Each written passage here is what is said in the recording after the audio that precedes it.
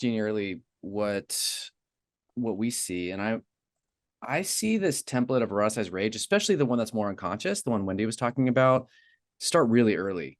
So many times and I typically work with men, but men have had a trauma history, maybe over enmeshment in their family. So somehow they learned to, like, you know, suppress themselves, not be able to have their true self show up. Like maybe they had to be mom's surrogate, somehow emotional surrogate for some reason, or there's some sort of violation. They weren't able to express themselves emotionally. So they shut that part off, but there's still that part of them says, wait, I don't like that.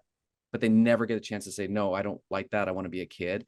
To me, I don't know what you guys would say, but I see that early healthy, like, protest that never got to be expressed as the starting seeds of this. And then I kind of see it explode in adolescence when this sort of, I don't like it. And then they kind of become sexualized, or maybe they're already introduced sexually because of some sort of sexual violation. But I don't know if you guys would see it, but I see that sort of, early attachment kind of trauma leading to this. And they never got to express the anger or have their true expression. Then it kind of gets eroticized. And so then they'll show this split, this like, it kind of builds up this momentum that they never express, and it kind of gets darker and darker over time. But on the outside, you might see a very, very, like, nice person. They're very agreeable, nice, easygoing, whatever, people pleaser.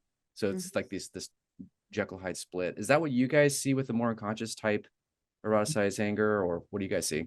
Yeah, I get very, very curious when I have a client come in and we start talking about their emotional experience, and they say, well, I'm not an angry person. I don't get angry. I think of myself as a very calm person, and I don't like the idea of getting angry. Then that's a red flag to me. I'm like, oh, they could be really, really angry inside, right? Because of this denial of this very important part of human experience. Yeah. I find that comes out in the trauma work. When you start digging into the trauma work, and as you start bumping into things, the common realization is, oh, I'm angry about that, and I'm angry about that, I'm angry about that. And oftentimes these people, the clients that have been coming in, and they're like, I'm easygoing, and I'm very nice, and I'm very pleasant, and everybody likes me.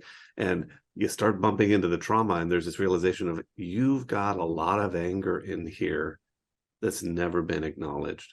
And it's coming out in these sideways ways. Although I will say, Dan, I think it often goes to the extremes, where I'm very fond of talking about the extremes are often problematic, and recovery is aiming for what's it like in balance and in the middle, and figuring out which way to lean at different times. I see eroticized anger coming out with people that have that kernel of anger that, I don't like this, but it wasn't safe to express it. And I didn't have a model to express that. And, whether it's, I was angry at mom or I was angry at dad, and that was immediately shut down. And I got the message loud and clear, you don't do that. Or mom and dad just pretended that there was never anything wrong. They weren't going to argue. They were going to fight. And that was the message of, our family does not get angry. And then it comes out that way. I also see eroticized anger attached to the people that come out of the very volatile families, that anger was not moderated, that anger was on the sleeve all the time.